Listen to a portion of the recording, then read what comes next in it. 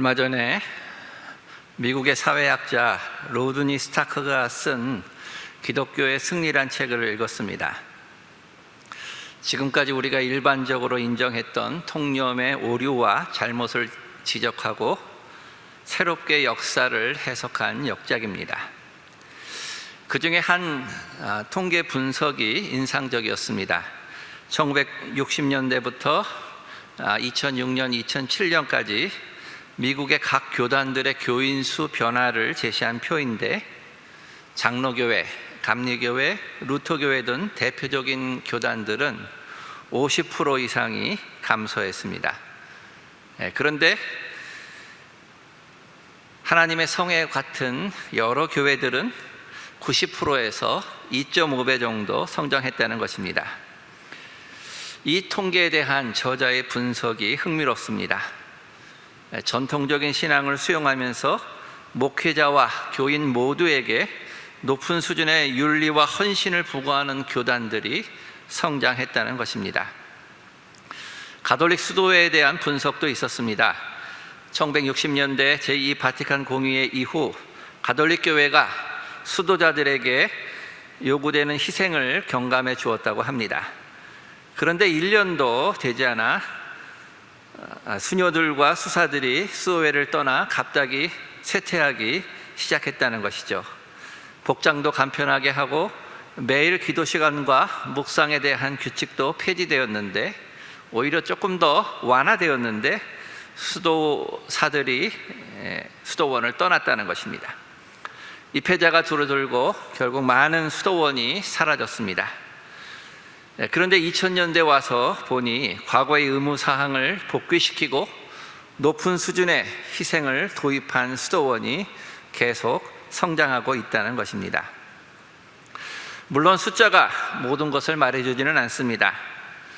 하지만 높은 수준의 신학과 건전한 세계관을 가지고 있다고 자부하는 교단들이 힘을 잃어가고, 이단으로 정제된 그런 집단들이 비약적으로 성장한다면 앞으로 교회와 기독교의 미래가 어떻게 될지 걱정이 앞섭니다. 누가 봐도 지금은 위기의 시대입니다. 그렇다면 여러분, 우리는 이 위기의 시대에 어떻게 새로운 시대를 준비해야 하겠습니까? 어떻게 이 시대에 교회를 세워가야 하겠습니까? 복음으로 돌아가고 다시 말씀으로 나아가고 하나님을 의지해야 하겠죠. 어쩌면 새술은 새 부대라는 말이 있듯이 근본적으로 새로운 형태의 교회가 나와야 할지도 모르겠습니다. 저는 이 시대를 바라보면서 지행이란 화두를 던지고 싶습니다. 지행은 알지에 행할 행으로 이루어진 한자어이고, 지행합일, 지행일치의 준말이기도 합니다. 지식과 실천, 암과 행위가 일치되는 것이죠. 우리 교수님들끼리 농담으로 하는 우스갯소리가 있습니다. 역사신학 교수가 가장 비역사적이고, 성서학 교수가 가장 비성서적이고, 윤리학 교수가 가장 비윤리적이고, 실천신학 교수가 가장 비실천적이라는 말이죠. 그랬더니 조직신학 교수님께서 자기 분야가 제일 낫다고 하더군요. 비역사적이고 비성서적이고 비윤리적이고 비실천적인 것은 큰 문제가 되지만, 그래도 비조직적인 것은 큰 폐해는 아니라는 것입니다. 지행의 괴리를 잘 보여주는 농담입니다. 한국 개신교회는 말은 잘하는데 말대로 실천하진 않고, 교회 생활은 열심인데 그들의 삶은 믿지 않는 사람들과 그리 다르지 않다는 평을 듣습니다. 믿음으로 구원을 받는다는 이신칭의 가르침은 중생이나 삶의 변화보다는 믿지 않는 사람이나 믿는 사람이나 다 똑같다, 믿기 전이나 믿음 후에도 별로 다르지 않다, 이런 통념만 강조한다는 느낌을 줍니다. 물론 옛사람의 모습이 남아있기 때문에 새사람이 드러날 때까지 시간이 필요할 수도 있죠. 사람의 변화를 강조하다 보면 공로주의나 율법주의에 빠질 위험도 있습니다. 그럼에도 오랜 예수를 믿은 지 오래됐는데, 열심히 교회 생활을 했는데 예수 믿기 전이나 후가 전혀 다른 점이 없다면 복음과 경건의 능력에 대해서 의문을 가질 수밖에 없습니다. 오늘 본문에서 예수님은 지행 하빌의 삶을 비유로 가르치십니다.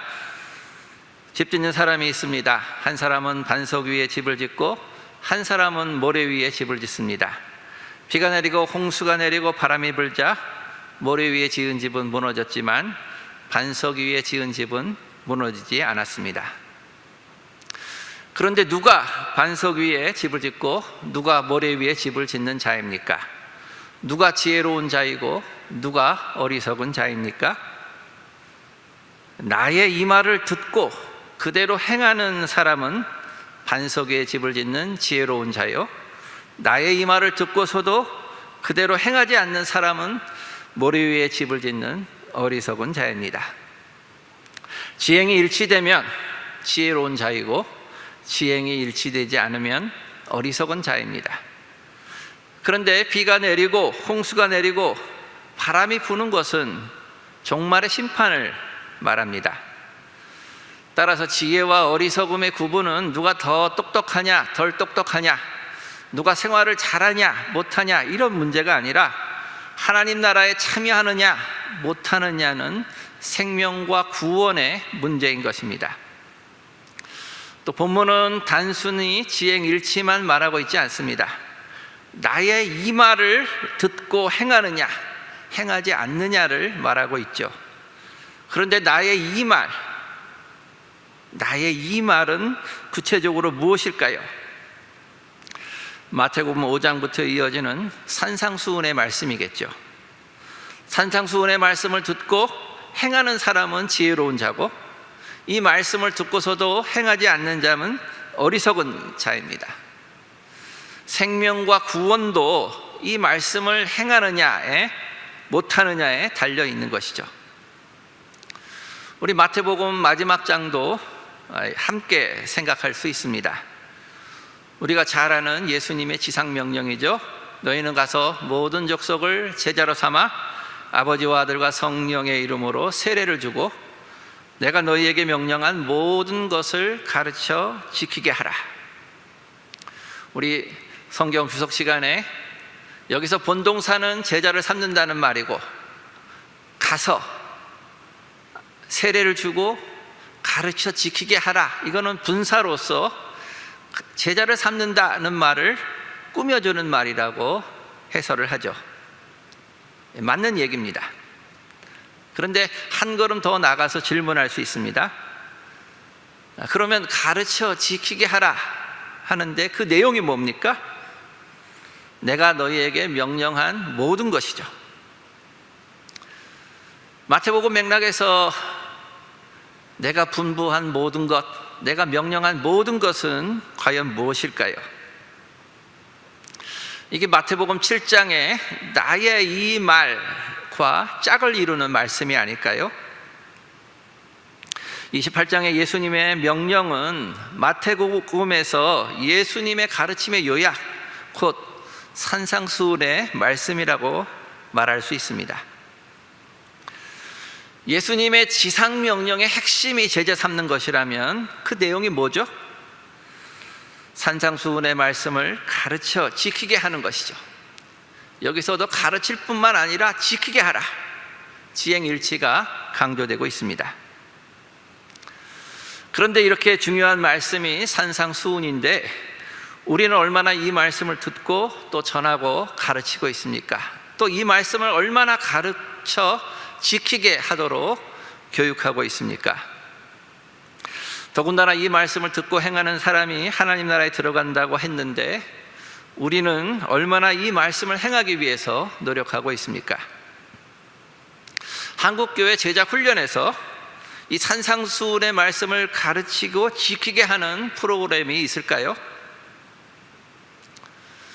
우리 전도의 목표는 예수님을 영접하는 것에만 있지 않죠. 예수님의 지상명령에 따르면 세례를 주고 제자를 삼는 것입니다. 산상수훈의 말씀을 가르쳐 지키게 하는 것이죠.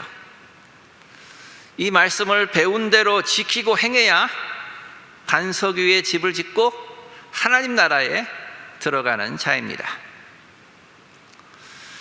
그런데 왜 우리에겐 산상수훈과 마태복음이 멀게 느껴지는 것일까요? 우리가 루터의 영향을 받아서 이신칭의만을 강조하는 바울의 복음에 익숙하기 때문인가요? 이 말씀들은 율법주의적인 말씀이므로 너무 강조하다 보면 공로주의에 빠지고 하나님의 은혜를 무시하게 되는 것일까요? 어떤 사람들은 산상수훈의 말씀은 우리가 지킬 수 없고 이 죄악된 현실에서는 도저히 적용할 수 없는 말씀이라고 생각합니다. 그러면 마태가 전하는 예수님의 말씀은 우리가 지킬 수 없는 말씀을 주신 것이고 가르침을 행하야 하나님 나라에 들어간다고 했는데, 그렇다면 이중으로 우리에게 부담을 지우고 있는 것입니까? 그런데 루터도 산상수훈을 지킬 수 없다고 생각하지는 않은 것 같습니다. 루터는 정말 복음을 알고 이신칭의를 확실히 안다면 산상수훈을 행할 수 있다고 이야기했죠. 그래서 말씀대로 살기 때문에 어떤 법이나 국가도 필요 없다고 이야기했습니다. 그런데 우리가 사는 이 현실에는 악한 자들이 존재하고 불의와 제약이 만연하죠. 그래서 이 악한 자들을 제어하고 다스리고 제재하기 위해서, 벌을 주기 위해서, 정의를 회복하기 위해서 국가가 필요하다고 말했죠. 그런데 우리가 지금 이야기하고 있는 것은 이 죄악된 현실에서 정의를 지팡하기 위해서 국가가 필요하다, 이런 논의가 아니죠. 루터의 가르침대로라면 복음을 믿고 이신칭의를 받아들인 자는 산상수훈대로 살아갈 수 있어야 되는데, 법도 필요가 없고 국가도 필요가 없고 어떤 제재가 필요 없이 살아갈 수 있는데 그렇지 못하다는 것입니다. 한국교회에서는 산상수훈이 너무 소홀하게 다뤄지고 애초에 지킬 수 없는 것을 전제로 가르치지 않았나, 이런 반성을 하게 됩니다. 물론 산상수훈의 말씀 가운데는 또 예수님의 말씀 가운데는 급진적이고 과격한 부분이 있습니다. 그런 이유 때문인지 가톨릭 교회는 계명과 복음적 권고를 구분했습니다. 모든 신자들이 지켜야 될 것은 계명이다. 계명의 대표적인 게 십계명이죠. 그런데 완전을 추구하는 수도사와 같은 사람들은 그 복음적 권고를 따라서 예수님의 말씀대로 살아야 된다. 그 말씀의 가장 대표적인 것이 산상수훈이죠.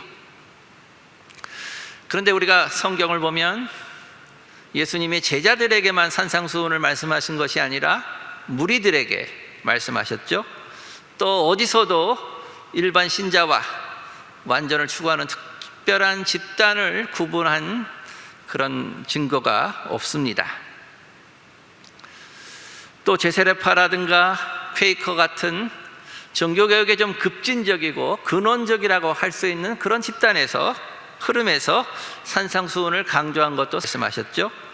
또 어디서도 산상수훈을 문자적으로 지켜야 되기 때문에 맹세와 전쟁 참여와 관직에 참여하는 것도 거부하는 그런 집단도 있습니다.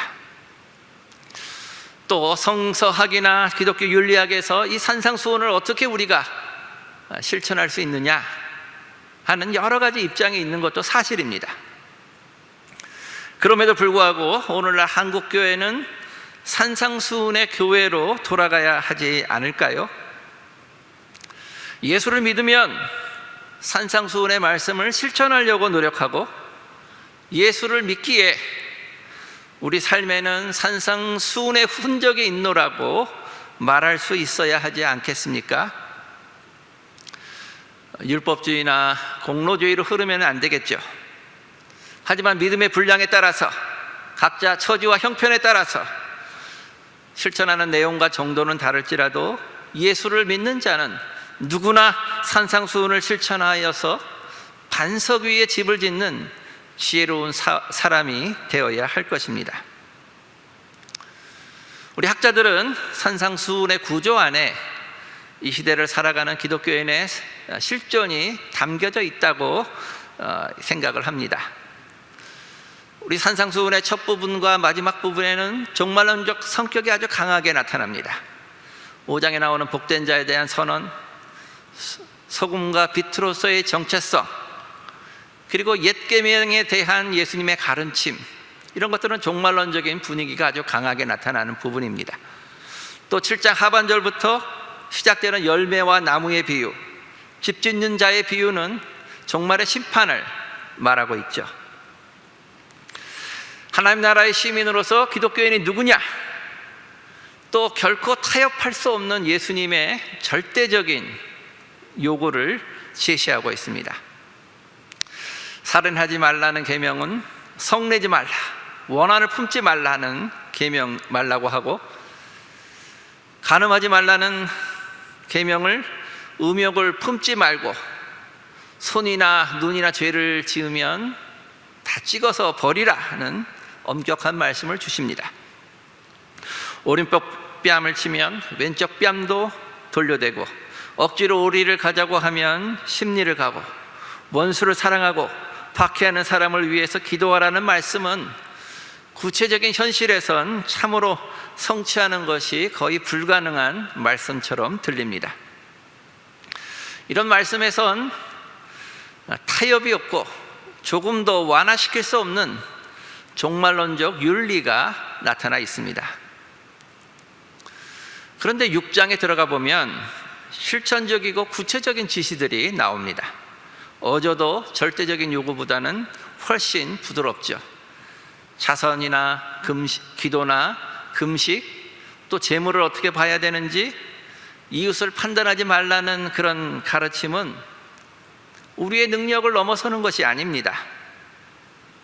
더욱이 그 가운데는 이성과 자연에 호소하는 내용도 있습니다. 염려하지 말라는 가르침에는 생명이 음식보다 귀하고 몸이 음식보다 중요하다, 염려가 긍정적인 것을 가져올 수 있느냐, 목숨을 연장시킬 수 있느냐, 이러한 이성에 기초한 논증이 나오는 거죠. 하나님께서 들에 핀 백합화들을 입히시는데 인간을 돌보지 않겠느냐는 자연에 나타난 그런 하나님의 섭리를 이용한 논증도 나오고 있습니다. 한날 괴로움은 그날의 족하다는 일반적인 지혜의 경구도 나오고 있죠. 7장 12절에는 네가 원하는 대로 다른 사람에게 원하는 대로 다른 사람에게 행하라는 황금률이 나오고 있습니다. 이것은 믿는 사람이건 믿지 않는 사람이건 누구나 받아들이고 실천할 수 있는 그런 원리죠. 산상수훈에 이렇게 종말론적인 요소, 절대적인 요구와 함께 이렇게 일반적이고 보편적인 윤리가 같이 나온다는 것이 중요합니다. 하나님 나라가 이미 왔지만 아직도 죄악과 타락의 현실이 존재하죠. 그리스도와 함께 죽고 그리스도와 함께 살아서 새하늘과 새 땅과 죽은 자의 부활을 소망하면서 하면서 우리는 성령의 능력으로 살아갑니다. 이러한 사람들에게는 옛사람에게는 이렇게 말했으나 나는 너희에게 말하노니 라는 예수님의 새로운 말씀이 우리에게 현실이 되는 것이죠. 하지만 우리는 여전히 시간과 공간 가운데 몸 안에서 관계 속에서 살아갑니다. 더욱이 죄와 타락이 세상에서 우리는 하나님의 사람으로 살아가야 합니다. 어쩌면 6장부터 이어지는 산상수훈의 보편적인 윤리는 이 죄악과 타락이 지배하는 현실 가운데서 우리가 어떻게 살아야 되는지를 가르쳐주는 그런 말씀이라고 생각할 수도 있습니다. 이런 부분을 하나님의 절대적인 주장의 축소라고 해석한 주장이 마음에 와닿습니다. 노아와의 언약은 창조 때 하나님과 맺은 언약과는 다르죠. 창조 언약은 절대적이고 완전한 질서에 기초하고 있지만 노아와의 언약은 하나님이 죄에도 불구하고 인내와 용서를 보여주신다는 것을 가르쳐 줍니다. 인간은 더 이상 에덴 동산에 살고 있지 않죠. 더욱이 노아의 언약에선 홍수 심판이라는 것이 배경이 되고 있습니다. 하나님은 죄와 타락에도 불구하고 인류가 계속 존재해야 된다고 결정하셨습니다. 인간의 마음이 어려서부터 악해서 죄를 지을 수밖에 없지만, 창조 때의 그 절대적인 요구가 있다면 인간은 도저히 살아남을 수 없지만, 하나님께서 오래 참으시고 이제 그 현실에 맞게 인간이 살아갈 수 있도록 축복해 주신 거죠. 그 하나님의 요구, 절대적인 요구를 축소시켜서 노아와 언약을 맺으신 것입니다. 하나님의 절대적인 요구는 창조와 재림의 날에 실현될 것입니다. 하지만 이 죄와 타락의 세상에서 우리를 구속하시는 이 구속의 시대에는 하나님이 우리를 위해서 본인의 절대적인 요구를 축소시켜 주신다는 거죠. 바로 이 6장부터 7장 12절까지가 보편적이고 일반적인 윤리, 이 죄와 타락의 세상에서 우리가 실천할 수 있는 그런 윤리를 보여준다는 것입니다. 여기에 하나님의 인내와 배려가 있습니다. 그리고 여기에 산상수훈을 새롭게 이해할 수 있는 열쇠가 있습니다. 이 윤리는 상식이나 보편성, 실용성, 실현 가능성에 기초한 이성적인 윤리라고 말할 수 있고, 일반 철학이나 사상에서 이야기하는 윤리와도 그리 다르지 않을 수 있습니다. 하지만 이 부분도 꼼꼼히 살펴보면 실천하기 어려운 부분이 많다고 느낍니다. 자선을 베풀거나 기도하고 금식할 때 은밀히 보시는 하나님을 생각하라는 말씀은 꼬람데오, 바로 하나님 앞에서의 정신을 잘 보여주고 있죠. 특히 제가 이제 온라인 예배와 강의를 하면서 참 유혹과 시험이 많다는 생각이 들었습니다. 몸은 와 있는데 마음이 와 있지 않거나 아예 화면만 있고 몸도 따로 있는 경우도 있겠죠. 그래서 강의를 제대로 듣는지, 예배 제대로 참석하는지 태그를 만들어서 클릭하게 만드는 그런 상황이 일어나고 있습니다. 온라인이든 오프라인이든 학생으로서 강의 듣고 예배 참여하는 것이 당연하고, 피치 못할 경우는 빠질 수도 있죠. 그런데 하지 않는데 하는 것처럼 보이고, 그것을 또한 변명해야 되는 이 현실이 참으로 안타깝습니다. 오늘날 꼬람데오는 무슨 일을 하든지 몸이 있는 곳에 마음이 있고, 그 몸과 마음이 하나님 앞에 있다는 것을 기억하며 생활하는 것이 아닐까 생각해 봅니다. 예배도, 기도도, 공부도, 일도 사람 앞에서 사람에게 보이기 위해서가 아니라 하나님 앞에서 하는 것이 우리 경건의 핵심적인 내용이 아니겠습니까? 얼마나 거짓과 위선이 많습니까? 기독교인도 우리 신학생도 얼마나 이러한 덫에 빠져 있습니까? 하나님 앞에서 하나님이 보신다고 생각하고 행동한다면 이 사회와 교회와 신학교가 얼마나 달라지겠습니까? 적어도 우리 신학교와 교회에서는 누구든지 진실을 말하고, 그 진실을 말하는 것을 다른 사람이 다 믿어주는 그런 분위기가 돼야 하지 않겠습니까? 염려하지 말라는 말씀도 지키기 쉽지가 않습니다. 무엇을 먹을까, 무엇을 마실까, 무엇을 입을까 하지 말라는 말씀이 오늘날 우리에게는 어떻게 받아들여질까요? 고대 교회에서는 이 말씀을 생계를 위해서 노동하지 말고 그냥 하나님이 주시는 대로 구걸하면서 먹고 살아라, 이렇게 하면서 방랑하면서 구걸하는 그런 방랑수사들도 있었습니다. 이 해석이 딱 들어맞는 것은 아닌 것 같죠? 그렇다면 오늘날 우리는 이 말씀을 어떻게 실천할 수 있겠습니까? 특히 100명 이하의 소형교회, 미자립교회가 압도적으로 다수를 차지하고 많은 목사님들이 사례비로 생계를 유지하기 어려운 강요된 청빈 가운데서 살아갈 때 이 말씀은 어떻게 적용되어야 할까요?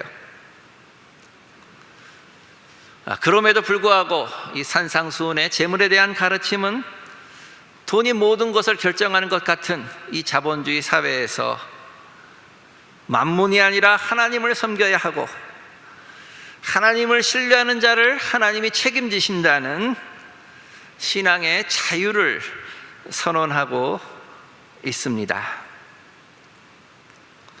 산상수훈에는 종말론적인 요소와 보편 윤리적인 요소가 공존해 있습니다. 우리 기독교인의 삶도 이 두 요소의 긴장을 벗어날 수가 없습니다. 성령 안에서 세상의 소금과 빛으로 우리는 하나님의 절대적인 요구를 붙들고 살아가려고 합니다. 하지만 죄와 타락의 세상에서 우리는 이성과 자연 본성에 기초한 윤리를 실천하면서 살아갑니다. 이 두 가지 요소의 긴장을 유지하면서 산상수훈의 말씀을 행하는 사람은 반석 위에 집을 짓는 지혜로운 사람입니다. 주여 주여 외치는 사람이 다 하나님 나라에 들어가는 것이 아닙니다. 주님 앞에서 주님, 제가 주님의 이름으로 예언하고 귀신을 쫓아내고 많은 기적을 행했다고 자랑할 때 불법을 행한 자들아 내게서 물러나라는 심판의 말씀을 들을 수 있습니다. 하늘에 계신 아버지의 뜻을 행하는 사람이라야 하나님 나라에 들어갈 수 있기 때문입니다. 산상수훈의 말씀, 마태복음의 말씀은 우리를 불편하고 부담스럽게 합니다. 그런데 오히려 이제는 지행일치의 관점에서 복음도, 바울도, 신학도, 교회도, 우리 사역도 다시 조명할 때가 아닐까요? 이제는 산상수훈의 말씀, 또 복음서가 전해주는 예수님의 행적과 말씀을 기초로 해서 성경 전체를 다시금 이해될 때가 아닐까요? 산상수훈은 복된 자에 대한 선언으로 시작해서 지혜로운 자의 비유로 끝납니다. 그 핵심에는 지행일치가 있습니다. 저는 또 지행을 조금 이 산상수훈의 말씀에 비춰볼 때 지혜지자, 행복행자를 써서 지혜롭고 행복한 삶이라고 풀어보고 싶습니다. 지혜롭고 행복한 삶, 지행을 위한 지행일치의 삶, 이 지행을 위한 지행이 앞으로 우리 신학의 화두가 될 수도 있을 것입니다. 그런데 이런 작업도 학문을 위한 것이 아니라 실제로 지행 합의를 추구하는 사역의 작업이 되어야 할 것입니다. 모든 신학은 사역을 위해서 존재합니다. 사역의 헌장이 하나님이 일하시는 자리이기 때문입니다. 우리 산상수훈의 말씀을 마음에 품고 이 말씀을 실천하고 전하고 가르치며 반석 위에 집을 짓는 지혜로운 사역자, 그런 지혜로운 사역자가 되고 반석 위에 집을 짓는 지혜로운 교회를 세워가길 기원합니다. 우리 기도하겠습니다. 주님, 이 말씀을 붙들고 이 말씀대로 살아가게 하옵소서. 예수님의 이름으로 기도합니다. 아멘.